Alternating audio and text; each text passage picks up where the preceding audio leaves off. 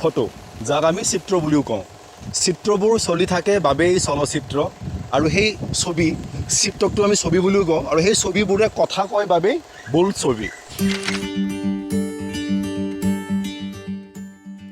চন 1913 চনত ভাৰতৰ প্ৰথমখন বোলছবি ৰাজা হৰিচন্দ্ৰৰ মুক্তি দিয়া হৈছিল এই ছবিখনৰ পৰিচালনা কৰিছিলে দাদা চাহেব ফাল্কে আৰু ঠিক তাৰে 22 বছৰ পিছত জ্যোতিপ্ৰসাদ আগৰৱালাদেৱে অসমত প্ৰথমখন ছবি নিৰ্মাণ কৰিছিল ছবিখনৰ নাম আপোনালোকে সকলোৱে জানে জয়মতী কিন্তু ব্যৱসায়িকভাৱে ইমান এটা সফল হ'ব পৰা নাছিল কিন্তু জ্যোতিপ্ৰসাদ আগৰৱালাই 1939 চনত নিৰ্মাণ কৰা অসমৰ দ্বিতীয়খন ছবি ইন্দ্ৰমালতীৰ জৰিয়তে ব্যৱসায়িকভাৱে এটা সফলতা অৰ্জন কৰিবলৈ সক্ষম হৈছিল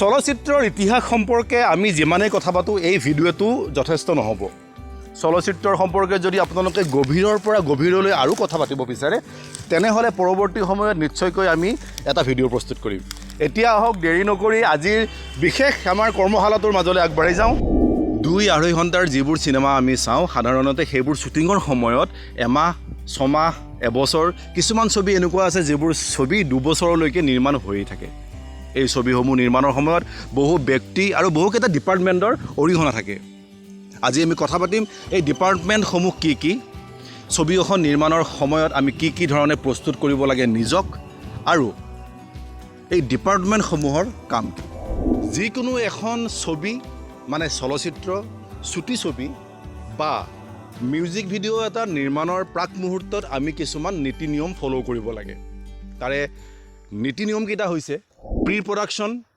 প্ৰডাকশ্যন পোষ্ট প্ৰডাকশ্যন আৰু ডিষ্ট্ৰিবিউশ্যন বা ৰিলিজ এতিয়া ছবি এখন নিৰ্মাণৰ সময়ত প্ৰথম আপোনালোকৰ কাম কি আহিব প্ৰি প্ৰডাকশ্যন আচলতে এই প্ৰি প্ৰডাকশ্যন কি এই প্ৰি প্ৰডাকশ্যনত হয় কি আহক আমি সেই বিষয়ে জানো ইয়াত থাকে shooting script budget cast and crew storyboard বা shot list camera equipments location ইত্যাদি ছবি এখন নিৰ্মাণৰ সময়ত আমাক এটা প্ৰয়োজন হ'ব কাহিনী আৰু এই কাহিনীটো প্ৰি প্ৰডাকশ্যনৰ সময়তেই লগ কৰা হয় আৰু যি সাল সলনি কৰিব লগা থাকে এই প্ৰি প্ৰডাকশ্যনৰ সময়তেই সাল সলনিও কৰি লোৱা হয় কাৰণ এই স্ক্ৰিপ্টখন director DOP assistant director art director বাকী টীমৰ গোটেইবোৰ ডিপাৰ্টমেণ্টে স্ক্ৰিপ্টখন পঢ়ি লয় আৰু তাৰপিছতে কৰা হয় চিনেমাখনৰ শ্বুটিং প্লেনিং স্ক্ৰিপ্ট ফাইনেল হোৱাৰ পিছতেই আহে বাজেট আৰু এই বাজেট প্ৰি প্ৰডাকশ্যনৰ সময়তেই নিৰ্ধাৰণ কৰা হয় কিয়নো বাজেটটো চিনেমা এখনৰ অতি গুৰুত্বপূৰ্ণ এটা বিষয় বাজেট নিৰ্ধাৰণ কৰাৰ সময়ত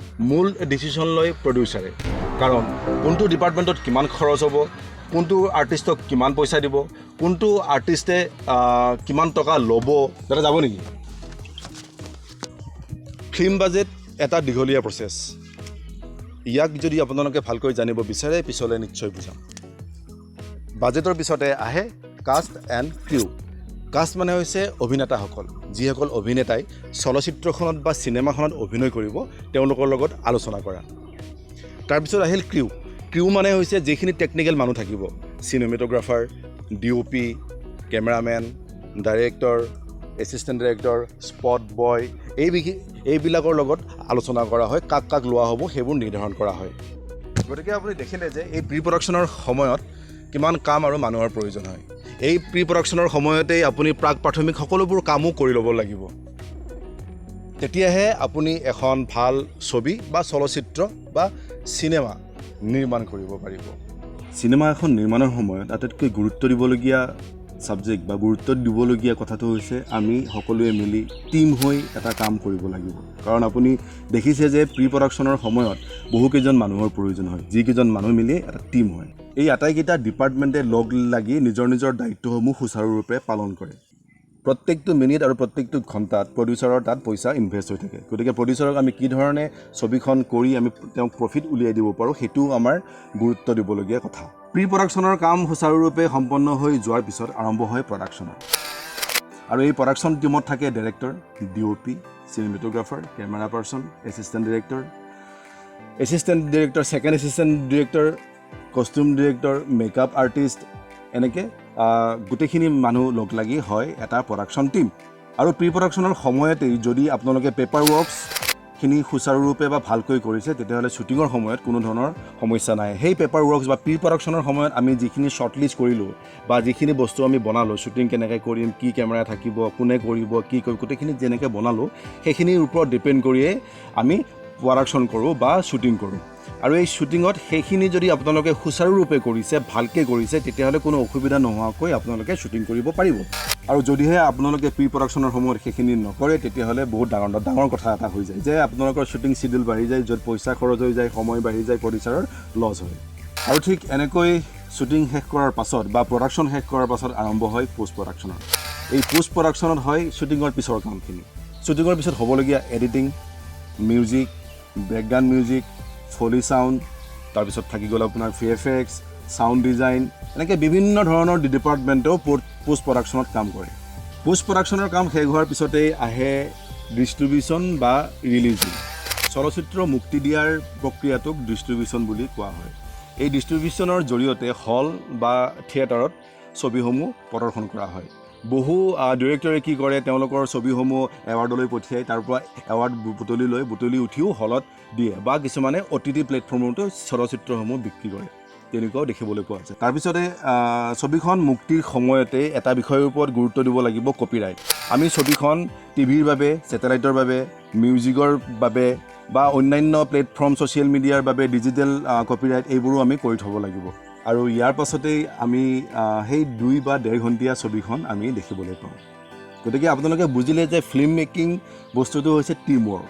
মই ইতিমধ্যেই কৈছোঁ যে আপোনালোকৰ টিম ৱৰ্কটো কিমান গুৰুত্বপূৰ্ণ এটা বিষয়। এটা টিমে লগ হৈ এটা টাস্ক বা এটা গ'লৰ ওপৰত কাম কৰে, ইয়াকে কয় ফিল্ম মেকিং। এই ফিল্ম মেকিং সম্পৰ্কে এই কৰ্মশালাটোত মই যিখিনি আপোনালোকক ক'লোঁ, আপোনালোক কিমানখিনি উপকৃত হৈছে তলত কমেণ্টত নিশ্চয় জনাব। আপোনালোকৰ কমেণ্টবোৰে মোক আৰু উৎসাহিত কৰিব, যিবোৰৰ বাবে হয়তো মই আপোনালোকক আৰু কিবাকিবি দিবলৈ চেষ্টা কৰি যাম। আৰু যিসকলে এই ৱৰ্কশ্বপটোৰ ভিতৰত মই ফিল্ম মেকিঙৰ ভিতৰত যিখিনি ডিপাৰ্টমেণ্টৰ কথা ক'লোঁ বা চিনেমেটোগ্ৰাফী বা এডিটিং বুলি কওঁতেই শ্বটটো 2টা শ্বট জইন কৰা আৰু কাটাটোৱেই এডিটিং নহয়। এডিটিঙে এখন ছবিৰ কনচেপ্ট বা স্ক্ৰিপ্ট এটাৰ গতি সলনি কৰি দিব পাৰে। এডিটিঙে এখন চিনেমা পেলাইও দিব পাৰে, এখন চিনেমা এটা গ্ৰাফ উঠাইও দিব পাৰে। এডিটিং এটা মহাকাব্য আছে এডিটিঙৰ ওপৰত। মহাকাব্য মানে মই কিতাপৰ কথা কোৱা নাই, মানে তাৰ বিষয়ে এগালমান জানিবলগীয়া আছে, কিন্তু বহুত বেছিও নহয়। কিন্তু সেইখিনি বস্তু যদি আপুনি জানিব বিচাৰে, চিনেমেটোগ্ৰাফীৰ সম্পৰ্কে যদি জানিব বিচাৰে, মানে চিনেমেটোগ্ৰাফী মানে মই কেমেৰাটোৰ কথা কোৱা নাই, মই কৈছোঁ শ্বটটোৰ কথা। সেই শ্বটটোত মানুহে আপোনাৰ ছবিয়ে যে কথা কয় বুলি কয়, সেই শ্বটটোৱে কথা ক'ব লাগিব।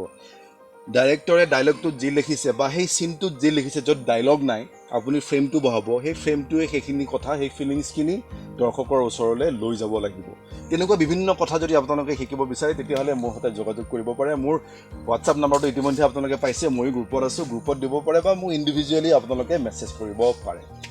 এতিয়া আটাইতকৈ গুৰুত্বপূৰ্ণ কথাটো হ'ল, চলচ্চিত্ৰ এখন বনোৱাৰ সময়ত বা এইটো লাইনত ভৱিষ্যত বা নিজক প্ৰতিষ্ঠা কৰাৰ যদি বিচাৰিছে আপোনালোকে, গাড়ী হৈছে, তেনেহ'লে আপোনালোকে কেইটামান বস্তু ফ'ল' কৰিব লাগিব। যিটো মই অডিঅ' এটা দিছিলোঁ গ্ৰুপত, অডিঅ'টোত মই কৈছোঁৱেই, সেই বস্তুকেইটা হৈছে সততা, নিষ্ঠা, একাগ্ৰতা, নিজৰ কামটোৰ প্ৰতি শ্ৰদ্ধা।